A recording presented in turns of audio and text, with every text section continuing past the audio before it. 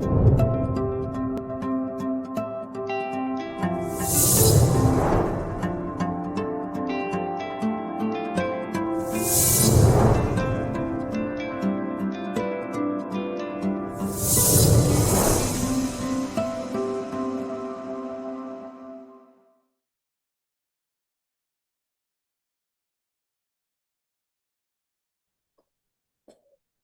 everybody. So Sarah and Gabby here. We're back. And our question that we want to start with is, have you ever noticed how your body reacts when you're under pressure? Have you ever wondered how one single event from the past could still be affecting you today? So with trauma, it's not just a momentary experience, right? It'll send ripples through every part of our lives. And today we want to explore those ripple effects and understand how the past traumas kind of continue to shape our present. So let's dive in and find ways to calm those waters, okay? So during during yesterday's live, we talked about trauma in general, what it is, and how traumas are like invisible scars and hidden wounds we carry around with us. And today we're just going to go and dive further into trauma, what it can cause, its far-reaching forces, and a bit about how it impacts all of our relationships. And if you have any questions, leave them, under the video for us or in the chat if you're watching live or in the comments. Yeah, so, all right. So what do we do when trauma hits us in our nervous system? So trauma can influence our emotional, mental, social, and physical health, right?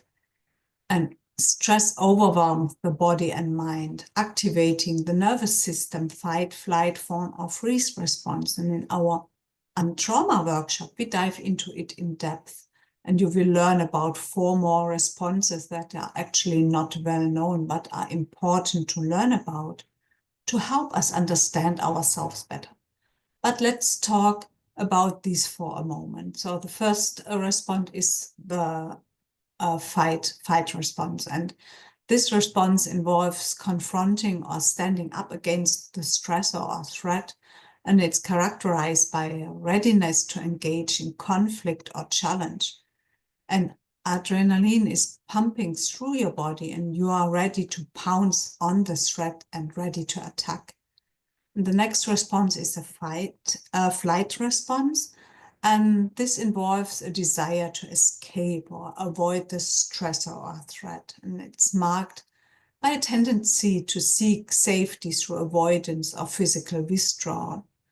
And we can't think all that straight anymore. Our body just begins to run, shunting blood to vital organs and muscles to propel you forward. And then we have freeze. The freeze response. And this involves a state of immobility or a lack of action. And it may include feeling paralyzed or unable to respond, often as a way to play dead in the face of danger. Yeah. And then last one that we have is fawn, which is a response many of us actually don't even know about. Most of us really just know about the fight, flight, freeze, but there's more responses. And fawn is a less commonly discussed one, and it actually involves, seeking to, essentially you're trying to please or appease the stressor or the threat. And people that exhibit a fawn response may prioritize meeting, the needs of others simply just to avoid conflict.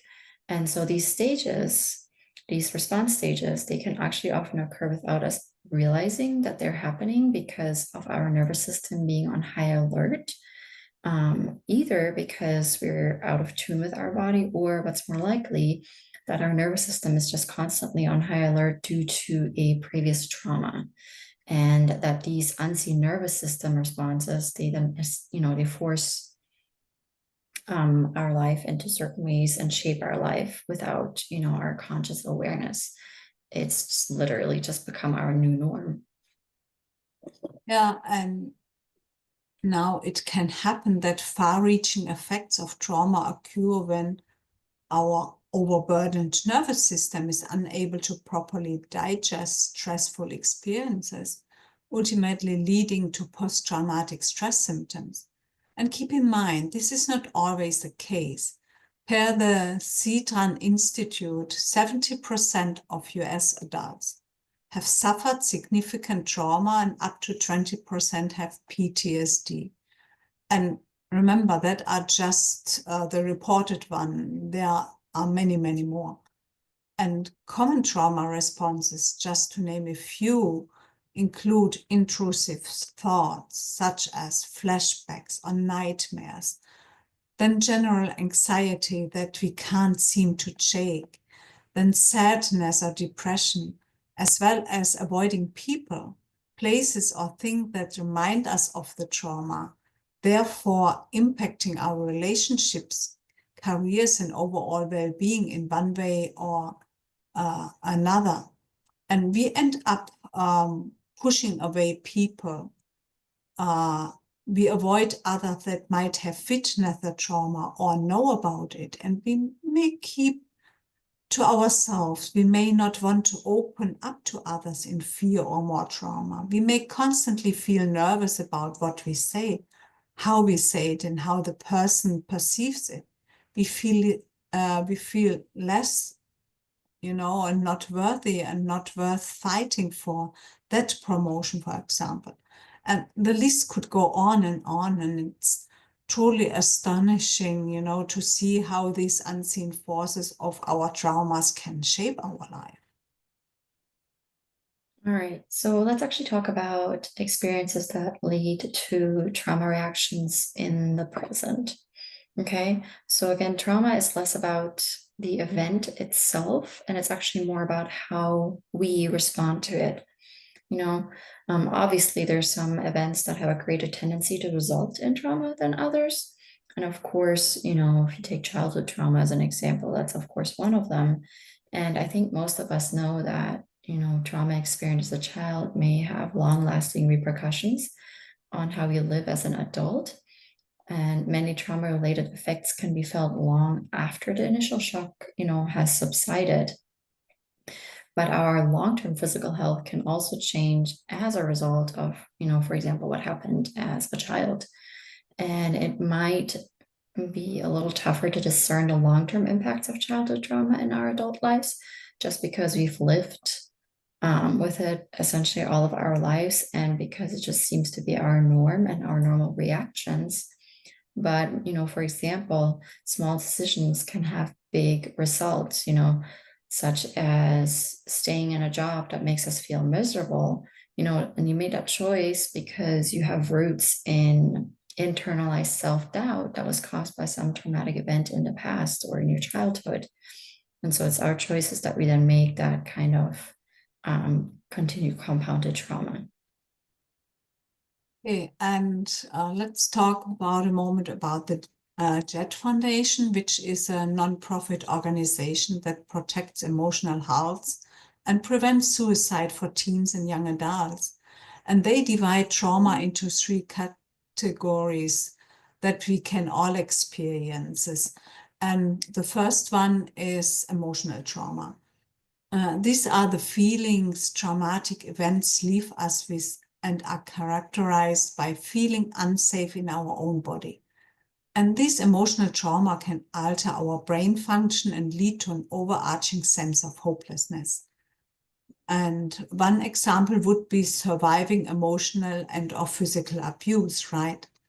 And often these individuals shrink back, flinch, and shut down when it comes to conflict in their adult life or life after leaving that abusive partner. And then the second category that you have is the complex trauma.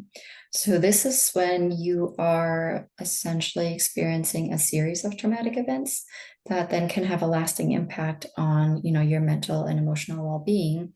So an example would be, enduring long-term repeated, emotional, physical, or sexual abuse, either as a child or as a partner to someone. And each event of the abuse just builds on top of the other. And that's then creating that complex trauma. Another one would be growing up in a dysfunctional or neglectful family environment where to this day you just simply don't feel seen or worthy of anyone's time. And so it's traumas that really just accumulate. There's a lot of different ways that it could happen.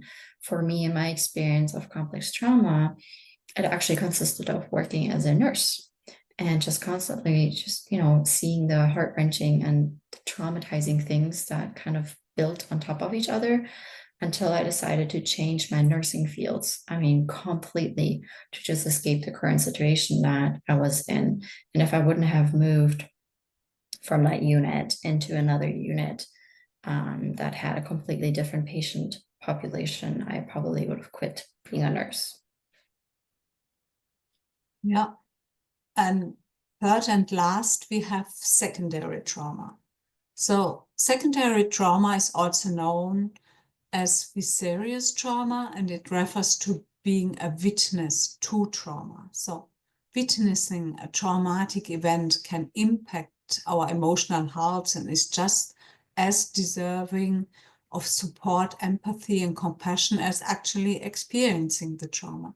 Think 9/11, or a wife witnessing her husband's heart attack. So something we actually tend to overlook and not really consider that falls into this category is actually the consumption of violent or graphic movies, or movies that contain abuse or anything that can trigger it. And the same goes for TV shows or video games. If we are triggered by the incident in the movie, A, we will likely have an underlying trauma related to it, and B, this can traumatize us further, and 3, overall, it can lead to secondary trauma as well in general. And if you think about it, there's so many variations of trauma. While serious accidents can cause physical injuries, they may also trigger psychological trauma, right? Um, and you could end up having PTSD, post-traumatic stress disorder, where you then have severe issues with anxiety, depression, flashbacks, all those things. Then instances of physical abuse can leave emotional wounds that often necessitate just lots of years of therapeutic intervention just to recover from that. you know and then if you look, for example, there's individuals that are exposed to trauma in the workplace, like the first responders or the healthcare professionals, especially during the pandemic that happened, having to deal with all of that, who just experienced burnout, experienced significant health challenges because of everything that they had to deal with and that they witnessed. And if you consider, for example, communities in large, they can also have trauma. It's a widespread trauma that can result from war, the natural disasters. Like, I know we just had the fires in California, and now they're in North Carolina, and fostering PTSD because of those situations, because of what those people all have to go through. But it's a community at large that is having those issues and is having a massive upspike because of the event. And then, of course, there's also chronic illnesses or disability that is a lot of times forgotten, but that can also be traumatic, and it can affect the individual, but also the families. And seeking professional assistance and relying on support from loved ones is really important, for those that have or are dealing with some kind of trauma, to kind of just initiate that healing process.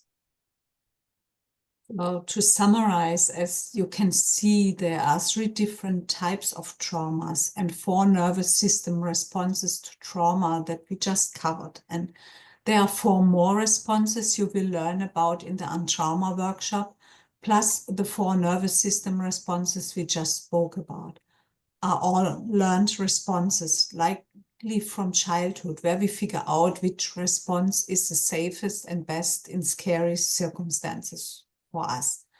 And all of us accumulate a lot of traumatic situations in our lifetimes. And we even consider cutting your thumb while prepping the veggies for dinner as a trauma. Albeit a small one. And it is a psychological trauma and a brief shock to the nervous system, putting us into alert state. And these all accumulate unless we have proper coping skills and strategies to manage our traumas. And you will learn more about that in the next 3 live talks coming up. We tend to forget or tend to not give enough credit to the impact of trauma and the unseen force it plays in our role. So impacting every aspect of our life. So today we covered various responses to trauma and the different types of traumas we can experience. If this experience and this information is kind of striking a chord with you, then just come check out our trauma workshop at healempowerlove.com, and then you just click on the workshops and you'll find it there, and you can go to the landing page for it.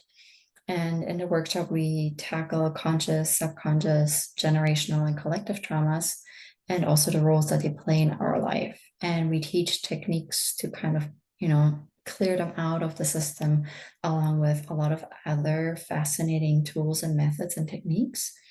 And also, just again, as a reminder, we're not trained mental health professionals.